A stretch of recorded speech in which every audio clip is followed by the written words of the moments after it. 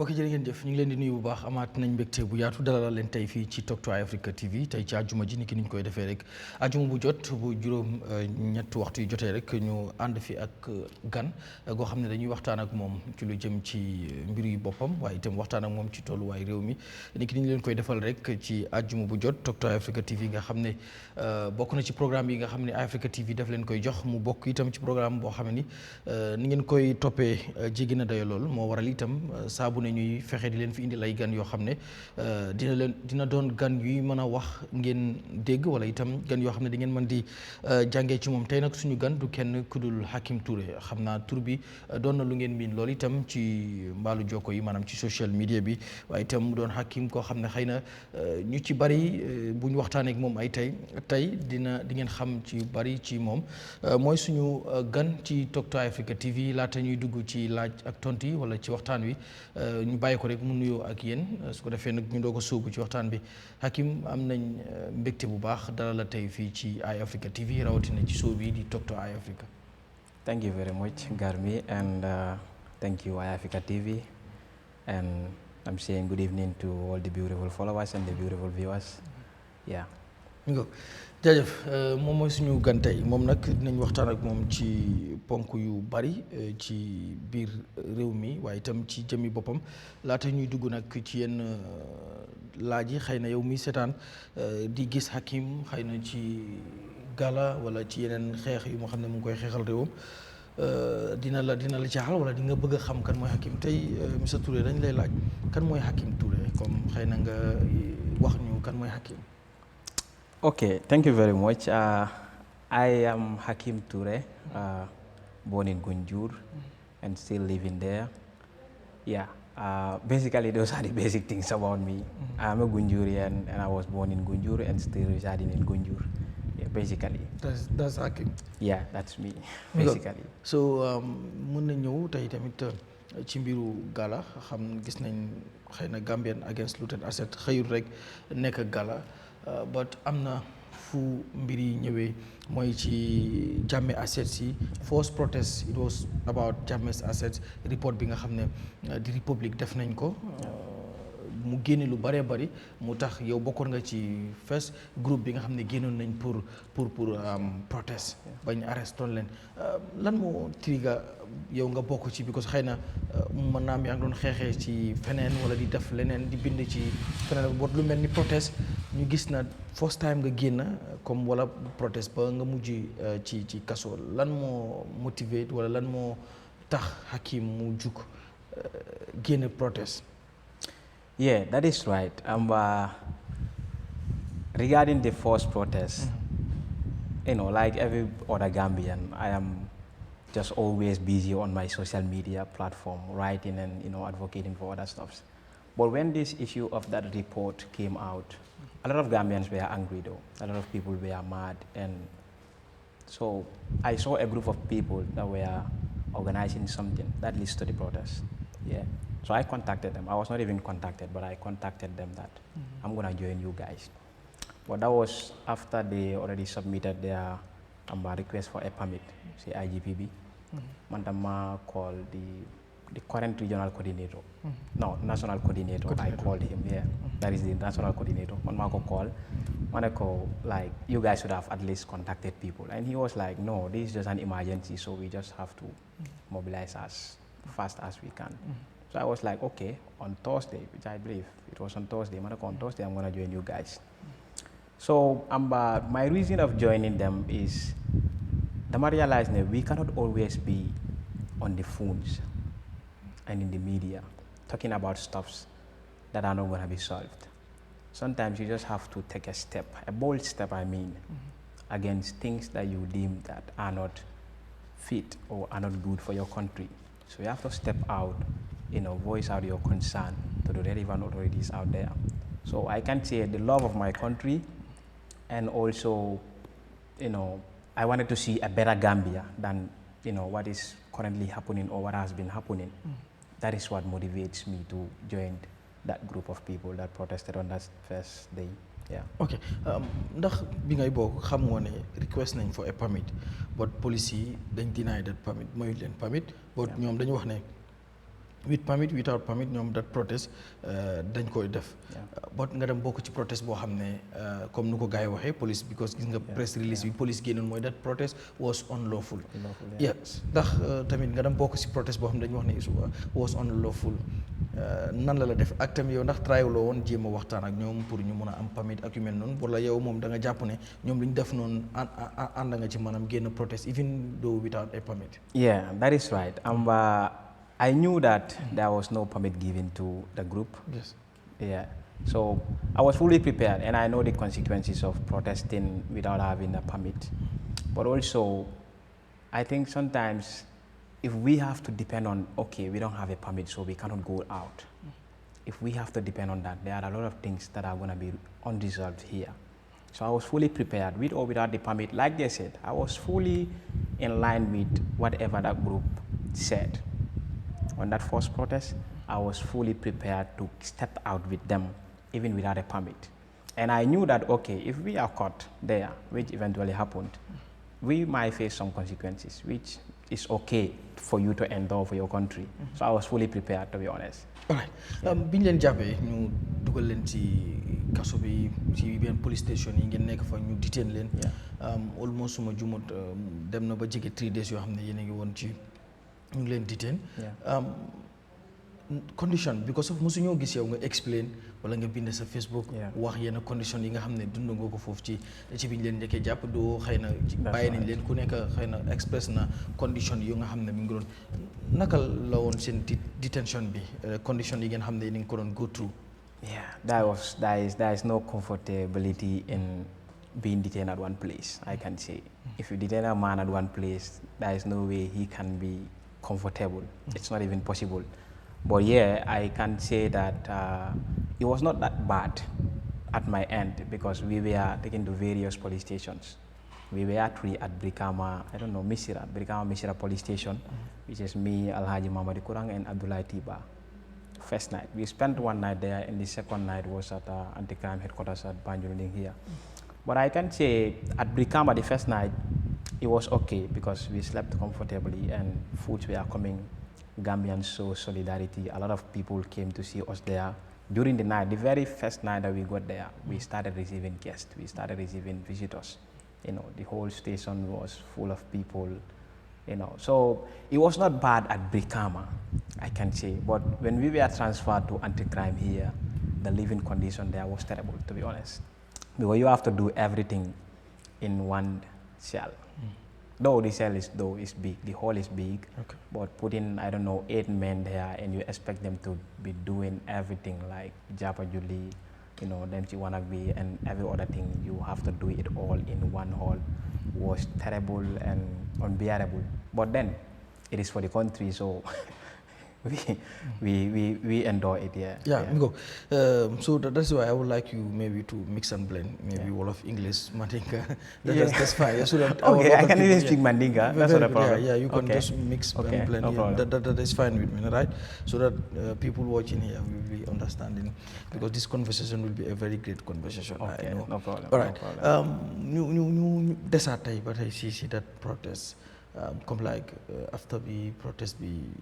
Jeexee gis nañ ngeen génn war a def nag léegi Gala pour mu nekk a movement wala organisation because at the first time boobu nekkutoon dara boobu maybe da ngeen génnoon rek just lu wax ne Gambians against looted asset mooy ngeen génn wane seen naxar ci affaire bi but after loolu gis ngeen special select committee bu ñu taxawal ak everything loolu yëpp mu ngi jugee ci yéen tamit ak because of da ngeen protest moo waral ñu génne liste am na liste boo xam ne génne nañ ko am na ñu wax ne sax government bi dara liste dañ ko compromise wala dañ ko even create execute because of tamit special select committee mu ngee daw lu ñu nekk di gis ak liste bi nga xam ne gisoon nañ ko xëy na am na some difference so loolu yëpp nekk di happen ak Gala ngeen bëggoon ko register itam because naa foog naa ne am na technical issue bu ci am boo xam ne di register général bi foog naa dañ leen deny ne doo leen ko mën a register because of name bi ngeen use foofu noonu so nan nga ñu mën a wax ci loolu after we were released I think a few days then we called a meeting all the members ñun ñëpp ñu call ñu the people that were detained so they were like there was just a moment that was centered on comme Yahya Jammeh rek understand nga but now they want to build a movement So within a movement, I believe you need some structures like central committee and the regional, structures and all that. So I was fortunate to be among the people that were selected to be in the central committee, that is the executive committee, as the national organizer. So after the selection of the committee, we were like, okay, now we have to register the movement.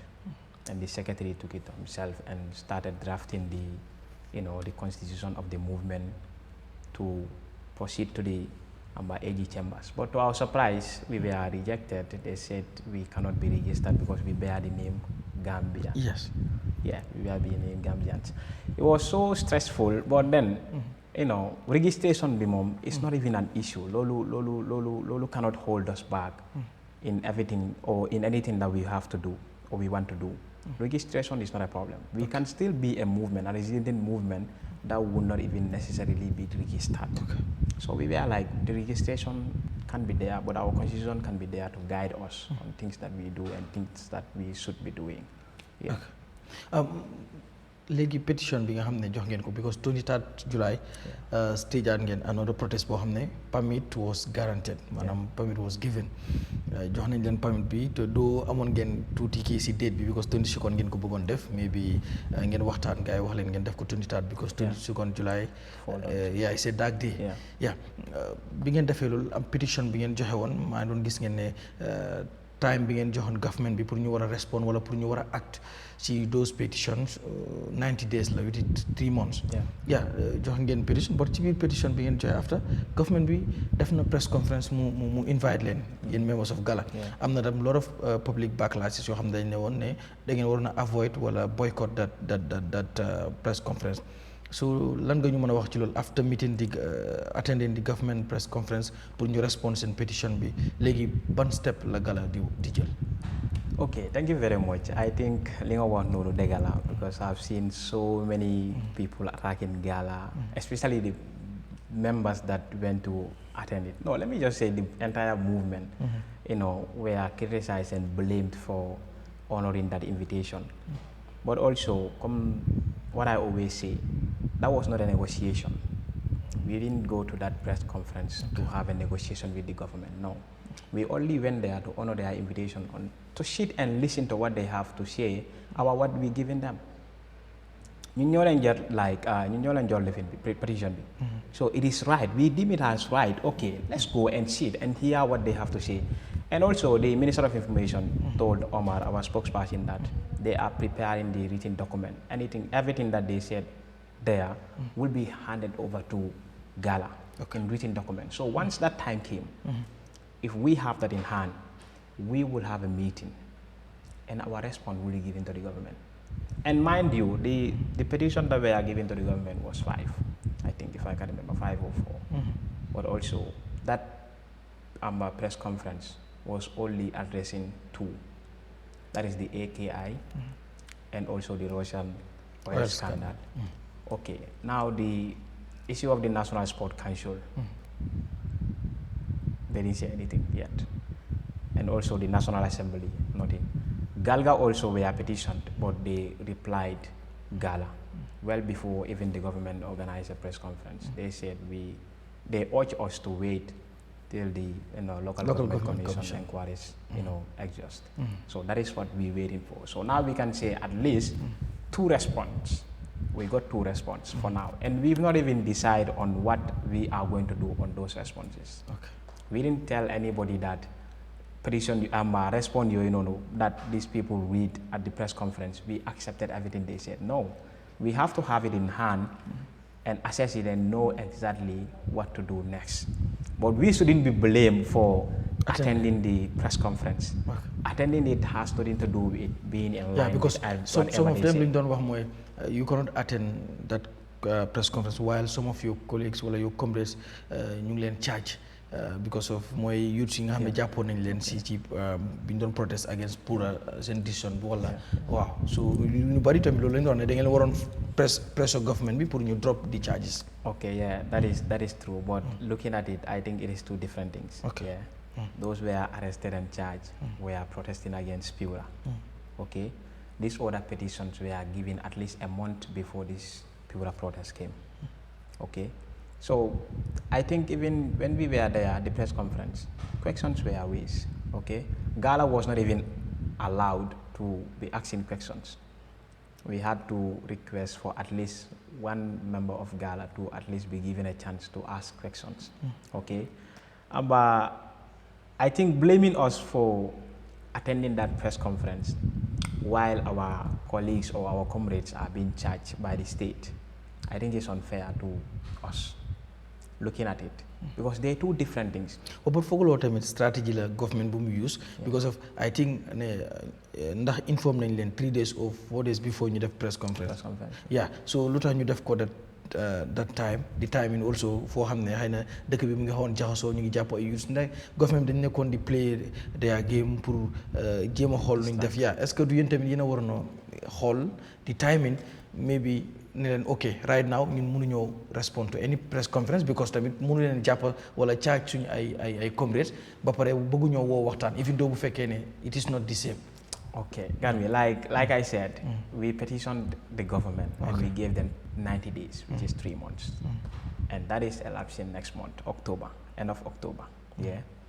So we should not be dictating them on how they act on those petitions. We cannot dictate the timing. Okay. We are a movement that is requesting for transparency and everything, okay, in whatever the government does.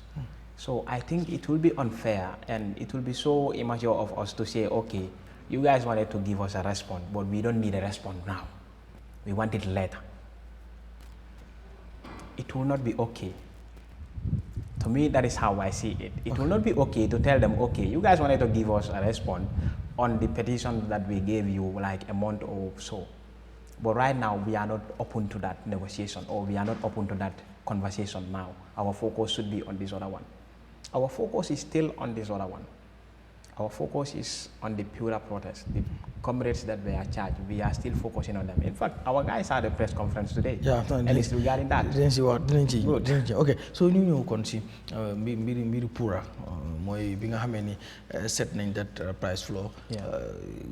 Caused a lot of controversies. ñu bari wax si because ñu jàpp ne comme wanteer bi nga xam ne GSM operators ñu ngi ko doon def favor na ñi nga xam ne ñooy consumers because of tax na lii di data tarif bi wàññeeku. But Pura moom bi mu génnee press release mooy lu mu wax mooy just to protect the interest of the consumers moo tax ñoom ñu set that thing because seen press conference ñoom loolu lañ explain loolu moo tax ñu génn protest boobu nag gis nga police yi lañ ci waxoon nañ ne ku génn dem pour occupy Pura loolu dafa fekk yaa ko teg sa bopp because of that thing is illegal. Seen gars yi tamit demaatoon nañ ñu jàppaleen foofu first balaa ñuy ñëw ci nuñ leen yóbbee mile 2 ak charges yi yooyu yëpp but ñu wax leen bu leen dem ngeen dem amu leen permit est-ce que tamit loolu is right comme bu fekkee am nañ dëkk boo xam ne yoon la ndax nit war na génn protest te fekk nekkul loo xam ne luñ ko may la pour mu def ko. Yeah, it is right. I would say it is right. Okay. Yeah, because there is a way you can go out and submit your petition because a petition was written that is to be handed over to Amba Pura, the managing director of Pura. Okay, these people, those that went there, because man, I was not there, I couldn't attend the protest. Okay, looking at them in the media, we all understand that they were not there with any PA system. They didn't do any destruction. They only gathered in front of Pura building. I don't see any wrong in that. They could be given a chance. State could be give them a chance. Okay, 30 minutes, you guys do whatever you want to do here and dispatch. Boys would have accepted that. Definitely. They didn't go there to create any crime. And the cause of them, like, look at guide them for fun. It is worth it, can be. You cannot tell me that you are trying to protect me by increasing tariffs. How are you protecting me? That technically means you are protecting companies instead of the consumers. You're not protecting consumers, you're protecting the companies. That is what you're protecting, not us. So if we feel that, okay, we've been exploited, so let's go out and, demand for justice and stop this exploitation that is happening. And the state see us as a criminal. It is sad. Yeah, but est-ce que tamit du ngeen ko defee because of demanding any permit, then just like let's go there and occupy Pura. Okay. bu fekkoon petition ngeen waroon dem summit why not because of foog naa 3 different groups yu dem la muy Edward Francis Sumal Center for Rights and Justice Gala and team Gëm Sa Bopp why not ngeen maybe let's say jël benn nit from each group pour yóbbu leen fi nga xam ne mooy pour ñu just submit li nga xam ne mooy that petition waaye waaw lu tax nit ñi génn because yéen a ngi doon wax nit ñi pour ñu génn dem occupy pour waaw so est-ce que du tamit loolu te amu leen benn even though use leen PA system but gars yi ñu ngi wax ne fi ngeen taxaw noonu yéen a ngi doon obstruct traffic bi because of dem ak dikk bi dafa tag te yéen a ko waral. Yeah, I know, and they said it's kind of an avenue, so we are disrupting the traffic. But Gambia, this is very clear. Okay. The reason why a permit was not requested, a permit was not requested by the group. This is an urgency. It is an emergency. We cannot go through that process. People were literally crying because of this. So we cannot say, okay, let's come and arrange these things, strategize and all that. No, an emergency, when it comes, you have to treat it like an emergency. You don't have to massage it. It was a matter of urgency, so we treat it with urgent affairs. That is what we did. So I don't see any wrong in calling on people to come and occupy Pura. At least, like you said, 3 people could have, walked to Pura and submit the permit. But I think our voices should be heard while handing over that petition. Well, est-ce que loolu tam foog leen boo leen ko prepare woon demand permit nit ñi gën a mun a génne because gis ngeen 23 July lu xaw def ngeen protest boo xam ne nit ñi génne nañ police bi jàppale leen ànd ak yéen pour seen wàllu kaaraange. ngeen def ko nicely jógee fi ngeen Eichmann ba Westfield te waa dara xewut even sax mbalit yi sax some of you people yéen a ngi ko doon jël. Yes, so foog loolu tamit ngeen jaaroon fi ngeen jaaraat rek moo gën. Okay, I can tell you for free. If we had applied for a permit, duñu ko jox. Lu tax te ñu joxoon leen. I have that belief that if we had applied for a permit, duñu ko jox to protest right in front of Pura building. Duñu ko jox. It's not possible. The 23rd July protest that we were given a permit, we went through a hell lot of process before you join your permit. A lot of conditions on the permit. And even after the protest, we were called at the police headquarters. They shortlisted few places that we violated the conditions of the permit. That permit was given to us with huge conditions. You guys cannot use only one road. There is no way we will write to the police again and request for a permit to go and protest against Pura and have that permit. It will not happen.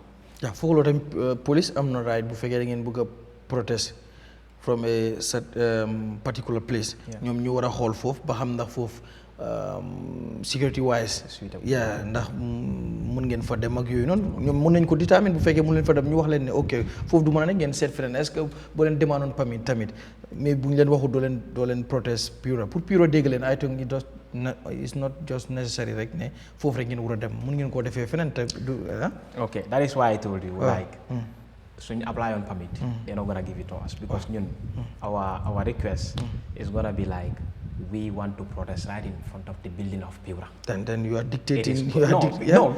We're not dictating them. We're not. Okay, because you are dictating. No, we're not dictating them. Right. That is something we want. We want to protest right in front of the building of Pura. Okay. The police are gonna say no. One, they would say we are going to disrupt the traffic. Yes. Two, they would say it's a busy place and traffic. No, let's just say and you know that Foof is a busy place. It's not a problem. Haidaba Avenue, I can attest to that. Yes. It's a busy place. Yeah. But come on, anybody that is going to that protest ground is a mature person. We didn't go there to disrupt the traffic. We went there to face the building of Pura. That could have been arranged. That could have been arranged by the group that called for the protest. It could have been arranged with the help of the police. They could have sent their men and avoid anybody standing on the road and face the Pura building. That was what should have been happened. But no, it didn't happen. They would not give us a permit. It's not possible. I know what I'm telling you. Giving a permit here, applying for a permit and be given a permit here, it takes a lot of process. You only get to know when you involve in it. Easy word. I forgot what I mean. Gala léegi nu ngeen mel ak yéen ñu si nekk waru leen comme seen responsibility la because ñu boo leen wootee am na ñuy ñëw attend sax te bokkuñ gala waaw fooguloo tamit ñun nga jéem leen protect because nekkul ñëpp ñoo mun a dem kaso nekkul ñëpp ñoo ñemee dékku luy xew kaso luy xew ci biir kaso yi because condition dinañ ci ñëw ci kanam est-ce que tamit yéen du seen responsibility saa bu leen war a def protest ngeen demande for permit te itam beneen mbir moo xam ne xëy na dinaa ci dikk ak yow mooy ni ñuy wax nu ngeen dee yëkkatee seen kàddu mooy am na ñuy wax ni comme teggin bi dafay des nga baal ma ci kàddu gi maanaam yar gi dafay des maanaam tey nu leen neex seen groupe seen members yi nu leen neex la ñoo adressé autorités yi boo leen demande permit da ngeen di wax ne with or without permit maanaam dafa mel est-ce que sax kon jar na ngeen demande permit soo leen bëggee génn doo leen rek doo leen sax kër génn est-ce que loolu tamit jarut ngeen xoolaat ko kàddu yi nga xam ne yéen a ngi ko yëkkati ku ci mel ni dinaa ci tudd kenn Aliou Ba am na kàddu yu mu yëkkati woon ñu bari ñaawlu woon ko yes ak dañ ciy gis ñeneen ak loolu tamit doo leen koy xool yéen ñu nekk ci biir groupe bi. Yeah, that is right. But you know, people's emotion can be high. Okay. You know, I can sit here and okay, whether the police give us a permit or not, we are going out and protest. That does not really mean that I am being disrespectful towards the police or the state. My emotions push me to do that. And one thing also that has to be clear is there is no way Gala can control the emotions of everybody that wants to be in this. We cannot control that. What we just make sure is to always treat every matter with respect. At the leadership level, I mean. We do shit like this and have a discussion with the police respectfully. Even Aluba that you mentioned, there was this negotiation with the police. Alu was there. And he was very calm. He was very respected and very calm there. So I can tell you, like, sometimes your emotions will push you to write something that is not actually you. The leadership level, the relationship between the leadership level and the police, it is just so fantastic. They know us. They know we are, you know, responsible men. We treat everything with respect. But once we are protesting or once we see something that, you know, is triggering our emotions, we cannot just control ourselves. We just have to be so violent sometimes. So it's not easy. Yeah. So ñu arrest suma jumut lu toll ci 23 years ci jamono bu first time ñu arrest woon ñi nga xam ne yaa yóbbu leen mile 2. Yeah, bi ñu leen yóbbee mile 2 because of ñu doon bilaa ñu leen yóbbu mile 2 sax dañ leen yóbboon fi nga xam ne mooy ci different police stations ci after ñu bëgg leen bail but with condition. So yéen ngeen ne duñ leen bail with condition ngeen woote woon sax ne da ngeen di stage another protest pour ñu release ñun boo dafa mel ni boobu noonu police yi dañ leen overcome because balaa ngi fi ngeen bu waroon dem ñoom already dem nañ fa already that protest was not possible because of nit ñi génne nañu wat so lu tax ngeen bañaloon ñooñu that bail boobu noonu that condition. The bail condition. Okay. I was not detained. I was just outside trying to like everyone outside trying to have a negotiation with the police to see how they can release the detained youths. Okay, so we were there, I think around 2-3, they said okay, bail has been opened for them. Yes, now they can look for sorties to come and bail them, but with conditions.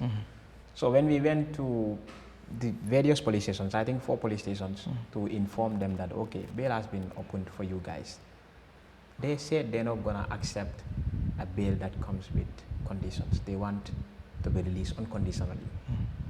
So this is it. We were not the ones that were detained. So we cannot force those that are detained to accept something they didn't see it as the favor.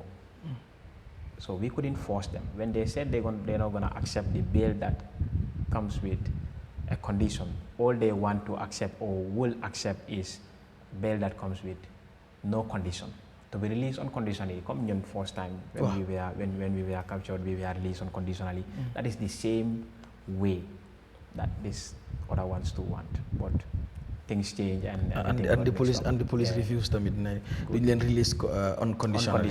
So now you téewaat leen yóbbu leen court on Monday.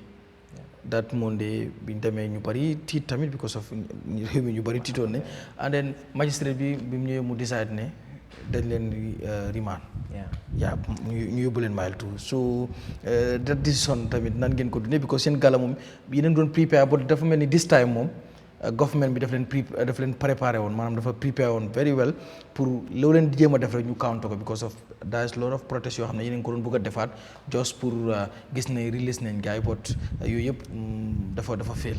that was a disappointment because the magistrate, my father would Touray Santa.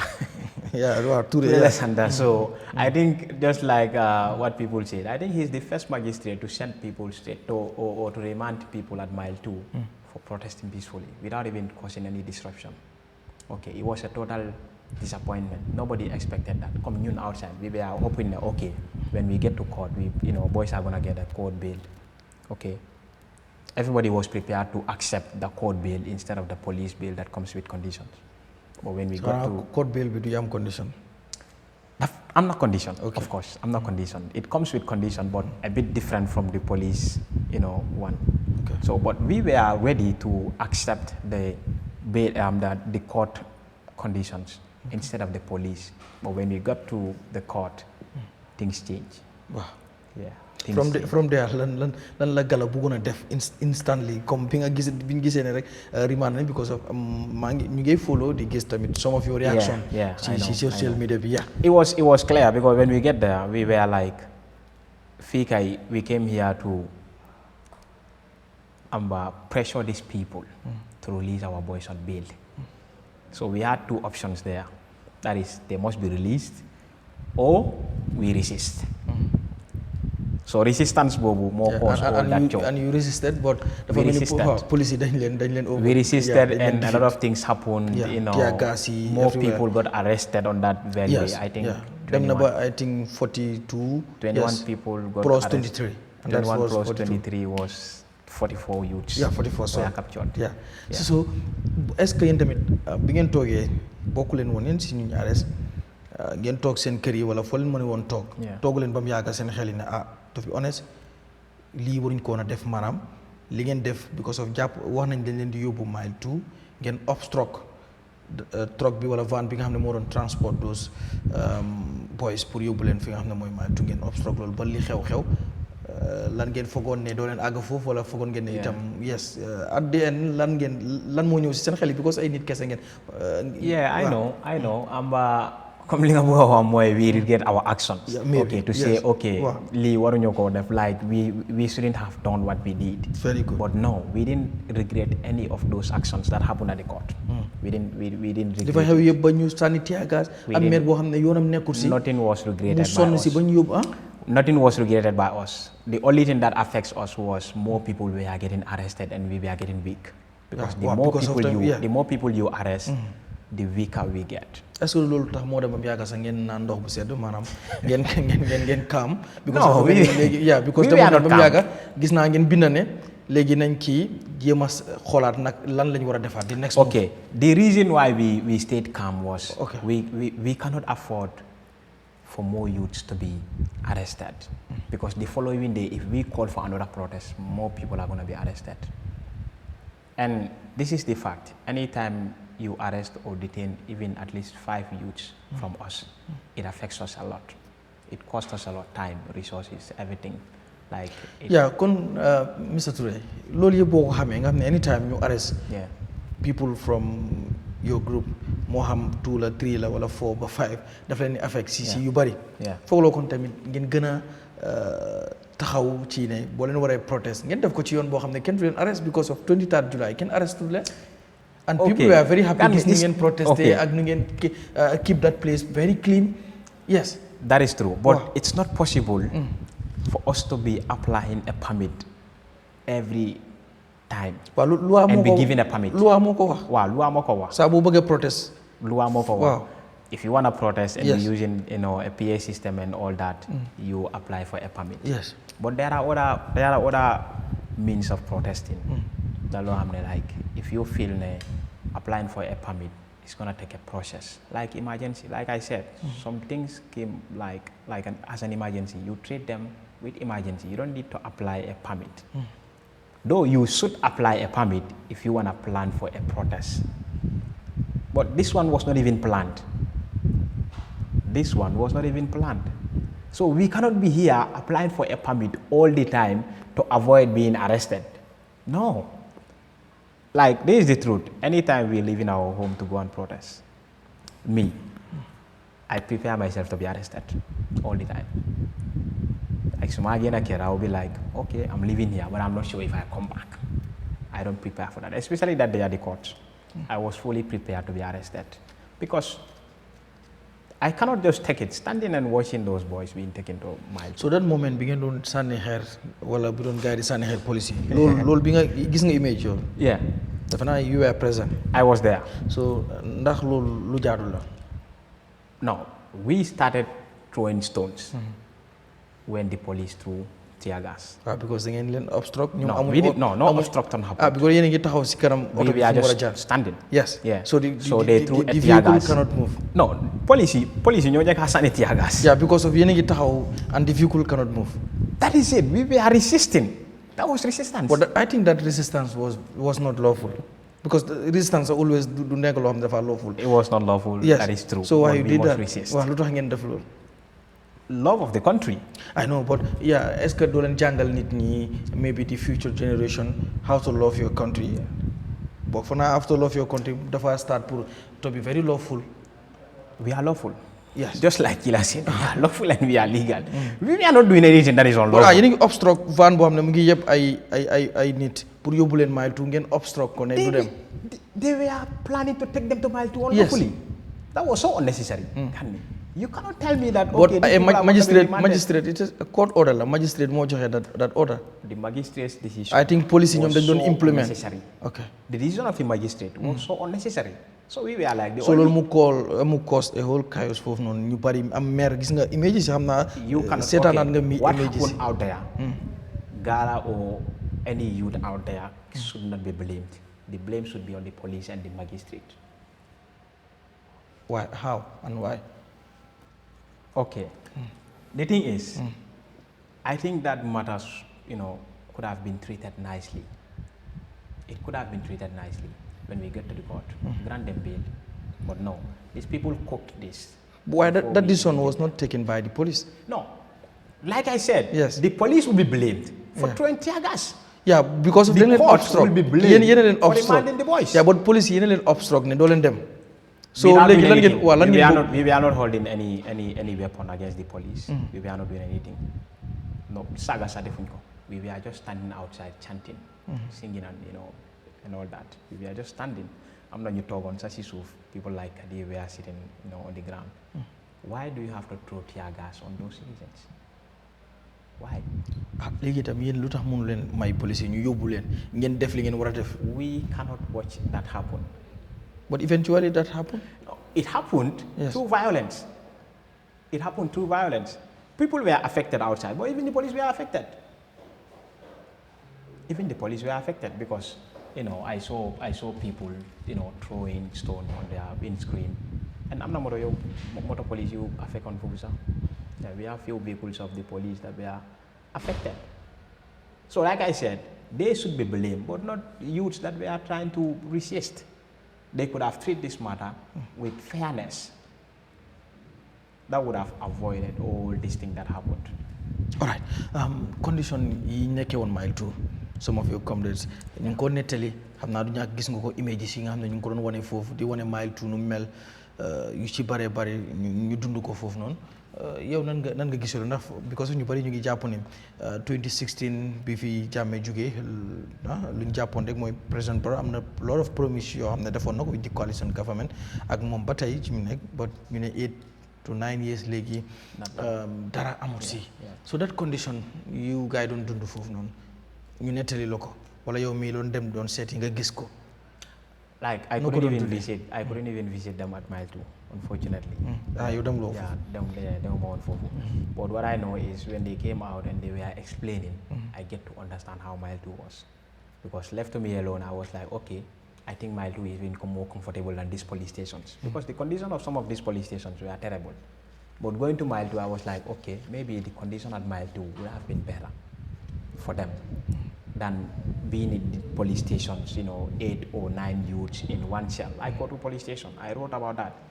11 youths or 9 youths, you put them in a cell of 2 meter square. But when they get to Mile 2, they came out with a story that blows our mind. I was like, no, that is not possible. It is disappointing because, like you said, 8 years from 2016 to now, the same structure, the same essence structure. the living condition on Mile 2 is just crazy. It is just crazy and heartbreaking, to be honest. Like sitting and knowing that I'm not, like they're living in that for months, for years, it's heartbreaking. Like, boys that were detained there, someone told me that he was happy that Momungegera, but at the same time, very sad, man. He's leaving those boys there. With that condition? With that condition. It was very, very sad. Knowing that mom, he's okay, why those people are staying there. It's just sad. All right. On Tuesday, Gala, Games and Edward Francis Sumal Center for Right and Justice definitely press conference. Lan mooy next step bi léegi protest woon ngeen si mbiri that pour price floor waaye ba tey changes amul li fi nekkoon moo fi nekk maybe yow nekkul woon ci press conference bi but xëy na am na decision boo xam ne wax ngeen ko si seen level yéen mooy Gala because of defe naa yoo nekk national organizer bi yes so loolu ñu mën a wax si just like the government said president bi mu ne dafa that high level committee yes I don't know if that already started. As of now, I don't know if that started. But what is clear is we cannot continue waiting for that. Action must be taken. That was the reason why we protested. So you don't expect us to protest. You got us arrested, detain us on Mile 2, release us on bail, and let the thing go. That is like in vain. Protest bill, it doesn't have any pay. We cannot, that is not going to happen. A little time is going to be given to them though, to be honest. A little time will be given to them to at least see if the committee is going to be conducted.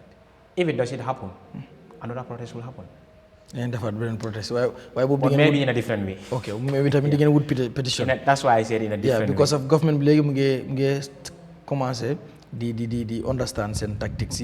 So len wara gene gis ngeen ci protest bo xamni bëggon ngeen def counter protest yu bari but it was not happen. It all failed. Yes, it failed. So but that's why I said another protest might happen but in a different way. Maybe that different way will be ngeen apply a permit. Probably.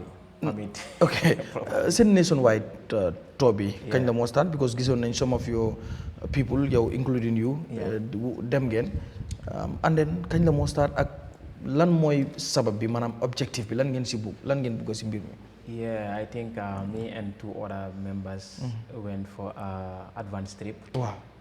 From here to URR and all that. Dem nañ be dam fa kunda bor yoy yep. The nationwide tour will happen sometime maybe in November. Okay. Because October we have a car. We have a deal to complete in October. So probably the nationwide tour will come around November. Okay. End of November, The reason for the nationwide tour is, just like I said, people that are living in the provinces, those see us on phone, like you do Facebook or watching Eyeafrica TV or other TV platforms, know what is happening. But we feel like, okay, these people need to be enlightened about what exactly is happening. And sometimes we realize that you will have other people that will be selling the bad image of you outside. They've been backed by politicians. So it is necessary you go and meet those people on the ground, tell them about you. The advanced trip was very, very productive because we thank God from them. If we said Gala, you see the smile on the youths, like they smile and be like, yeah, we knew about you people. And they in support of it. So a full caravan will be organized to go and meet those people from NBR here, North Bank region. You go to URR. All the 7 regions will be taught back to KMC here. Okay. Kurang, is Kurang still part of you? Ndax Kurang muy bokk ci yeen batay. Cioli bari na ci mbiram since after the first protest moy biñ leen arreston yeen ngeen nekkon together sax wax na good thing about you people. Since that gisuñ ko mu and ak yeen ben protest yu fi xew yeb damul ci and then gisoon nañ ben post bo xamne mu ko don def bi ngeen waxe ne da ngeen bëgg demaat ci protest yeneen ak yeneen mu wax ne mom still mom mi ngi ci $1 million wala di generational wealth. Yes, and mom mu ne ci bobu la mo ki but ñu bari dañ fogg ne dafa bayyi Gala xëy na xam ngeen ci dara because bu ñu gisee ngeen unveil seen executive bi. Yeah. gisuñ ko si ñu bari ñu bari ñu ngi doon question why so lu xew. Okay, I think people need to understand that. Okay. Not all that were detained from the first protest has to be in the executive committee. Yeah.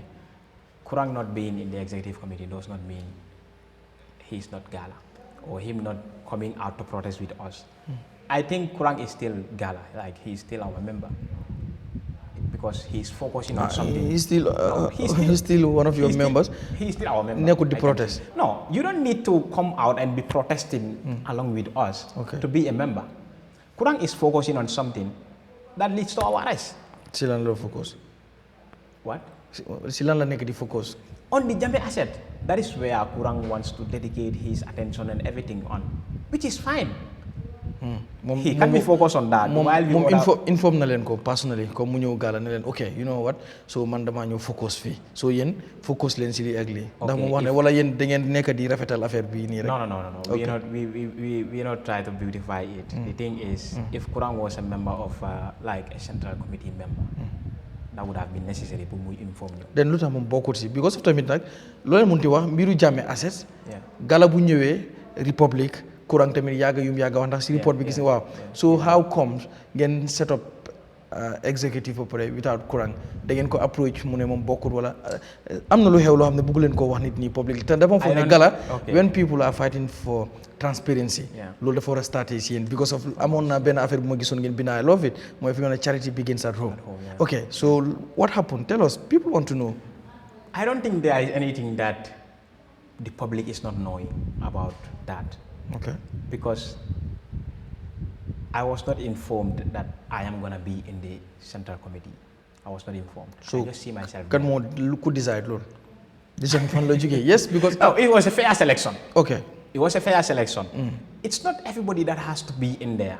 It was a fair selection that I can see. It was very, very fair. Because if you want to tell me that the selection was not fair or Kurang should have been there, who shouldn't have been there then? Maybe me? No. Wahuma this selection was not fair. No, I know. Okay. But people questioning why Kurang is not part of the executive committee. Maybe the buy. No. Kurang is still with us. Ñu japp fi youth ci Kurang génnut. Kurang ñëwut gis nañ ko mu def some like few, I said, yes. you don't have to come on the ground to be protesting with us for you to be part of us. We have a lot of people that will always be on phone and be supporting us. And in fact be part of us. Okay. The recent protest of Gala, not all our members were there. Not all the members of Gala were there. That does not mean they are not part of us. The same applies to Kurang. So Kurang is still part of Gala. Yeah. He is still Gala. He is still Gala. Yeah. He's Okay. Still Gala. Seen protest bu njëkk bi dinaa si ñëwaat because da ngeen defoon financial seen financial kii bi ngeen def report. Defoon ngeen benn financial report ngeen génne ko. But that financial report ñu bëri jàpp nañ ne transparency bi ngeen soxla there was no transparency in that financial report because ngeen def report ne example spend ngeen this money on t-shirt printing water am na ak logistic but noonu rek ngeen ko defee ne lii léegi indiwu leen details ñaata ngeen jëndee ndox a bottle of water ñaata ngeen ko jëndee ñaata la cost t-shirt yi ngeen print ñaata la cost pour ngeen indi more transparency because yéen so lu tax ngeen decide ngeen defee ko noonu so ñu bëri ñu ngi jàpp ne am na lu ba pare ñan ñoo nekk di fond Gala because of this correction la boo xam ne daf tey ñëw every time some of your critics loolu lañ leen dee criticiser yes kan moo leen di am na ñu jàpp ne sax dafa am politician su nekk seen ginnaaw. Okay, I can tell you this for free. Okay. Gala is full sponsored by Gambians. Politicians are Gambians? Yeah, by Gambians. That is why I said by Gambians. Okay. Because I think you must have seen that flyer a day before 2 days before we protest on the 23rd of July. Yeah, we posted a flyer. If you believe in our cause, donate as low as, $10 or 15, something like that. ndax wala ni ngeen di opérer noonu baax na ci seen intégrité lu ma bëgg a wax foofu mooy bu fekkee def ngeen loolu ku nekk mun naa donate man su ma donatee maybe su ma donate am naa another intention bad intention pour donate because of Gala am naa man bëgg naa leen fight est-ce que tamit waru leen toog di xool ñan ñoo leen di jox seen xaalis. No, we don't have to. Okay. Why? We don't have to. What we have to make sure is to make it clear to anybody that wants to donate huge amount, to make it clear that our actions cannot be dictated. That has to be clear to all the donors, and that is vividly clear to all the Gambian people that the actions of Gala cannot be dictated by our donors. We give it to the Gambian people to donate because one, your fee is autoge fee. Okay, that after seeing that flyer, you donate $10. You will feel entitled that okay, I put my money in Gala. So you own Gala. Gala is for the Gambian people. We don't want to have just certain individuals like 4 or 5 individuals that are our sponsors. That way they can easily dictate our moves and our actions and even things that we should take part in. But when the entire country is your sponsor, nobody can dictate you because you that put in $10 have equal right with that person that puts in $1,000. Okay, so but kon foog leen woon tamit waroon ngeen def a detailed financial report boo xam ne faa gën a detail just ngeen ne we spend nañ this 1,000 example on water t-shirt printing logistic rek noonu kese xamuñ nan waaw I think da ngeen waroon a indi detail. Yeah, you are right. Yes. It could be detailed. Okay. But looking at it, it's not even necessary because why? Even if not for transparency purpose. Can be here. Yes. Revealing. I am sure that maybe part of those people that are criticizing that report, we are not even expecting that report will come out. They were not even expecting that report will come out. So seeing that report, you were surprised, but you were like, okay, let me still criticize the report itself that I was not even expecting. There was nothing wrong with that report. There was nothing wrong. We told the people how much you gave us, how much we spent, and how much is left. Clearly. And they said it's still not transparent. Transparency mooy bu fekkoon da ngeen That wax is how much transparent you spend enough, on how much you spend on water, how much you spend on t-shirt printing, how much you spend on some logistic. Su ko defee nit ñi dinañ def seen comparison xool ok a bottle of water ñaata lay jar su ko defee ñu ne ok but bu fekkee ne comme da ngeen ko def noonu rek. Est-ce que noonu la war a demee because yéen a wax charity begins at home. Charity begins at home, and that is exactly what we did. Okay. Why what the transport? The Gambian people, example, the Gambian people gave us $100. Okay. Yeah, they gave us $100. They didn't even ask us, go and buy t-shirt with this $100 or go and buy a bottle of water with this $100. They gave it to us to use it. Wow. They gave it to us to use it. Yeah. The $100 we use $30 from the 100. We receive 100 from you, we use 30 and left with 70. Wow. And still come back to you to tell you that, okay, the $100 that you gave us, we used $30 from it, and now we are left with $70. Somebody out there that didn't even, donate anything is trying to tell us how much that $30 or how was that $30 used. If the $30 was misused, we would not even have come out to say, okay, we used 30 from 100 and left with 70. Everything would have just been there at the executive level. Like I said, people were not even expecting that financial report. It came as a surprise to everybody out there. They didn't expect it. All right. Lu tax nit ñi di la linked to UDP ñu bëri wax ne Hakeem Touray is UDP la ndax yow UDP nga bokk UDP militant nga wala member whatever ndax da nga bokk UDP. Okay, me personally, I think being involved in a movement and being involved in an anti-corruption movement does not stop anybody from being politically affiliated with any political party. Yeah. Especially me. People will be like, okay, he's a UDP boy. Let me make this clear. I am not a member of UDP, but I'm a sympathizer. Okay. I'm a sympathizer of UDP because I can say all the times that I voted, all my votes were casted for UDP candidates. Never voted for any other candidate, but for UDP. So that does not make me a member. I don't even. But you are a sympathizer. A UDP membership card. So you cannot call me a UDP member. I'm a sympathizer though. And I believe in their principles. I believe in everything about UDP. But that does not make me a UDP member. I'm a sympathizer. I vote for their candidates. I believe in their candidates. I vote for them. So kon nan nga gisee UDP desi seen mbiru flag bra issue bi Talib mu withdraw ak yi si xew yëpp ak Talib reason bu tax mu ne moo tax mu withdraw nan nga ko nekk di dundee yow ban analyse nga ciy def. Disappointing, I can say, to be honest. Like I said, I'm a sympathizer, so I will not even mind to give out my concern. Okay. Yeah. Disappointing because my candidate, like they said it's internal democracy, so my candidate was rejected. He was rejected. Who was your candidate? Lamin J. Dabo. Okay. Gunjuri. Others will be like, this is segregation because he's from Gunjuri, so you want to support him. But that's not the case. I just believe in what he can offer to the Gambia. But he's been rejected. And I don't see any reason why somebody like Lamin J should be rejected in this 2025. Because so again, ñu reject ko ñu nekk ci race bi, that's lawyer Ousainou Darboe, that's Amadou Sané, and that's lawyer Bori S. Touray. Yes. So maybe est-ce que tamit Lamin J Darboe ñu bari am na ñu bari ñu xamutoon ne sax UDP dafa bokk UDP. Yeah, Lamin never hide. Yes. Yeah, waaye am na ñu bari xamuñu woon ne comme UDP la because am na ñu bari ñu ko xamut. But even 2021 Lamin applied. Waaw bu comme nu mu siiwee nii. Applied, but he applied, but they didn't even call him for an interview, just like they did this other time. But 2021 he said he applied with others, but they didn't even invite them for an interview. That is what he said.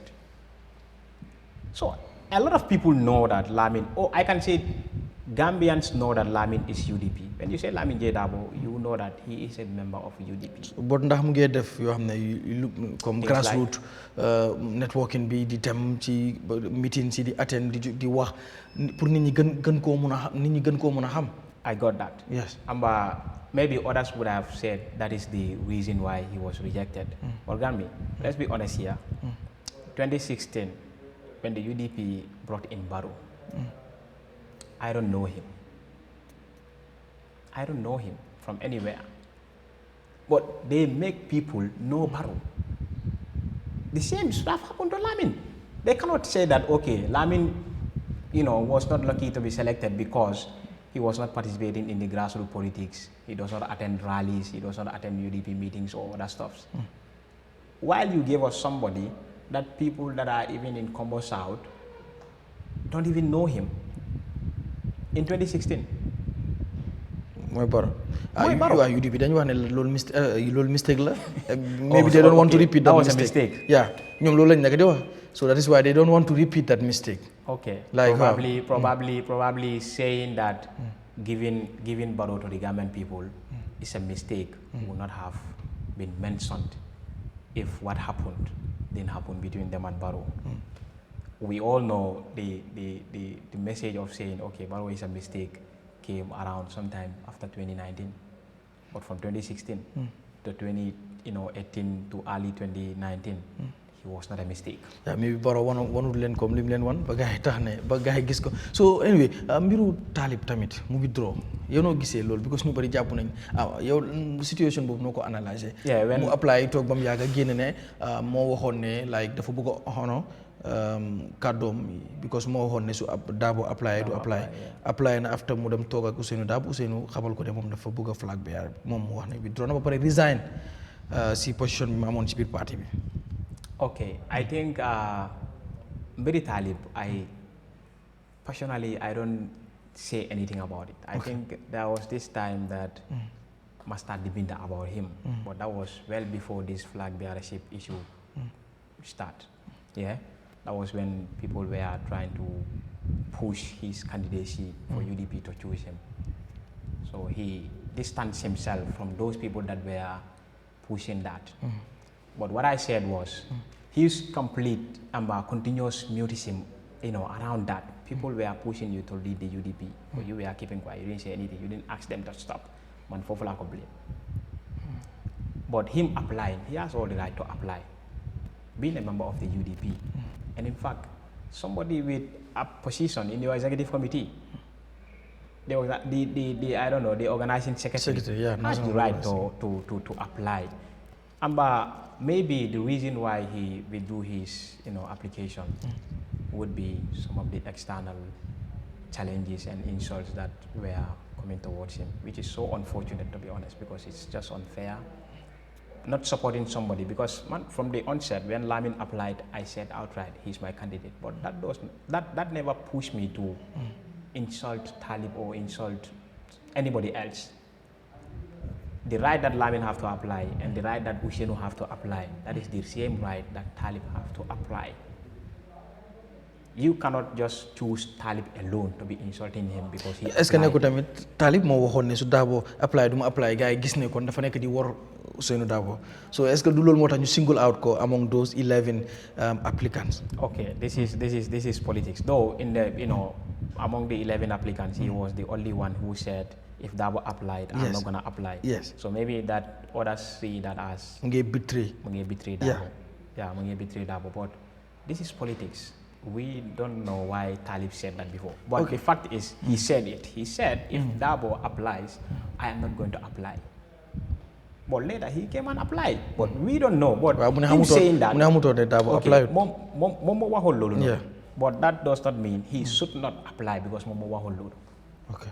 But now then you want come politics, right? Come lu nit ñi diga moy dañ wara am this type of politics yo xam politicians yo xamne dañu am cadeau, dañu don nitu cadeau. Yes, not ko xamne tay da ngay ñew wax li suba nga ñew def leneen. Yeah. No, so that is true. Yes. And I'm sure a lot of people were disappointed when he applied. A lot of people were disappointed when he applied. But like I always say, this is politics. Politicians are like that. Okay. So we should expect that from them. Darboe mun wara nek UDP sen candidate. Lan nga fogg ne mun nako offer 2026 na fogg nga ne Darboe am na chance because ñu bari ñu ngi wone with Darboe congratulations President Barrow in advance. Am na ñu nek di bindu yo ne with Darboe mom easy win la pour the incumbent muy president bi. But am na ñu wax ne nañ bay sen xel ne bo xolé suñu neighboring countries yi ku ci melni Sénégal Abdoulaye Wade contest na 2 to 3 elections ci the fourth one mu ñew mu win. So ndax 2026 tamit Darboe mënut a surprise ñu bari. The reality is our neighboring country, Senegal, their way of politics and how we do it here are quite different. Okay. If you compare Abdoulaye Wade and Darboe, I think it doesn't make sense. And I will not underrate the people that are saying congratulations to Barrow in advance for 2026. I will not underrate them because this is the fact. In 2021, the UDP got at least a huge amount of votes there, and all heads were together. There was no faction between us. Everybody was in one line.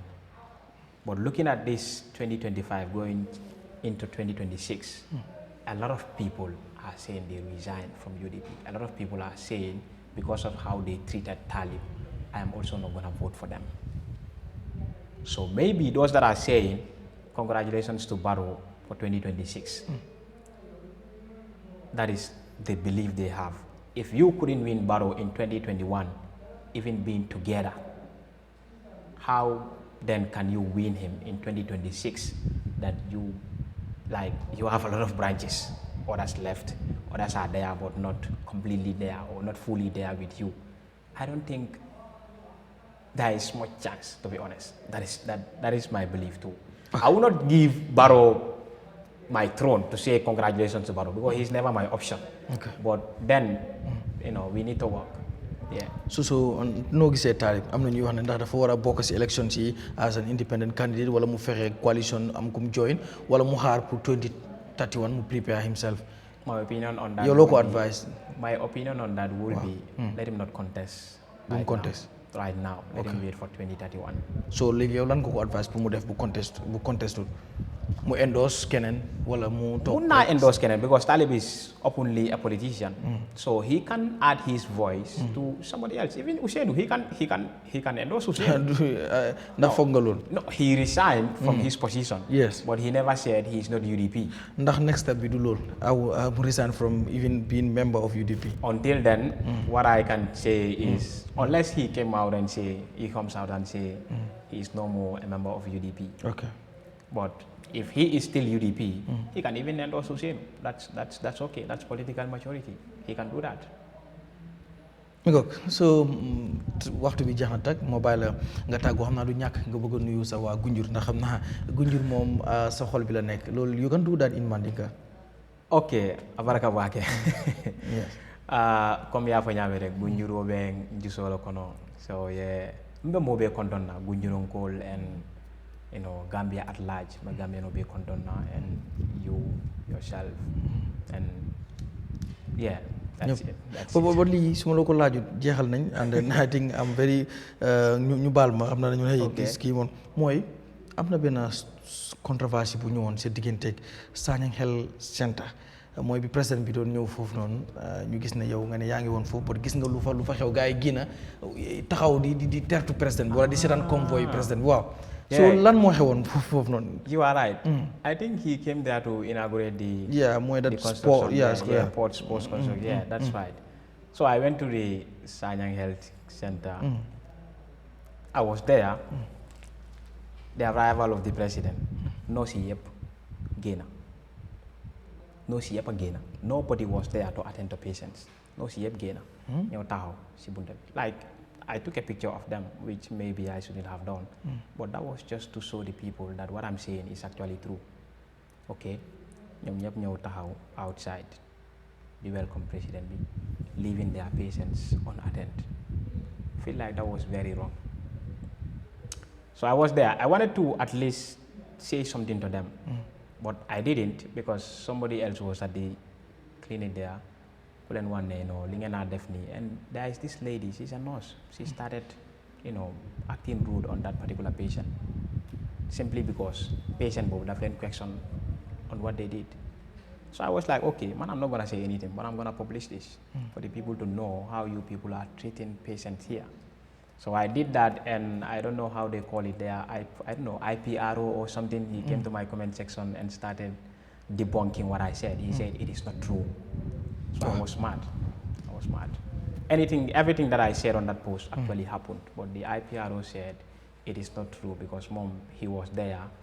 But the funny thing is, Mom, he said he was there, but he left. But I don't even know him. Maybe he might know me, but man, I don't know him. He said he was there, but he left. And he said those, staffs that were standing there were not qualified nurses, they were trainees. But now, who was there to attend to nurses? Nobody. So the tension happened, and since then I've not stepped my foot there. Hopefully, when I go back there, they won't beat me.